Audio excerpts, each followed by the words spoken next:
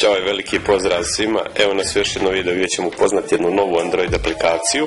Od 20. juna je dostupna na Android marketima. Ja sam skinuo sa Mobogenija marketa i znači za sve one ljubitelje i koji vole da su u toku i da prate vremensku prognozu, da na svojim Android uređajima imaju jednu dobru aplikaciju pomoću koje će biti u toku sa svim vremenskim prilikama narednih 7 dana.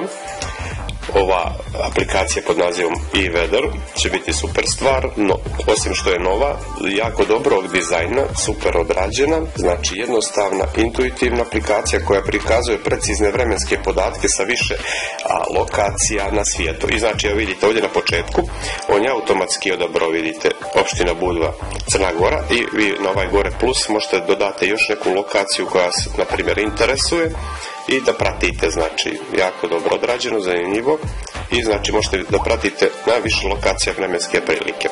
Ja ću ovdje ovako kliknuti i vidite kako to izgleda lijepo odrađeno.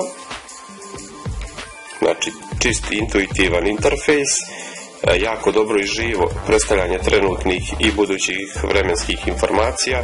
Znači, samo ovdje kliknete, ono prebaci na drugu stranu gdje možete da vidite kakva će biti situacija za narednih 7 dana. Jako mi se boje sviđaju nove aplikacije. I znači, prosto ovdje ovako vratite gore i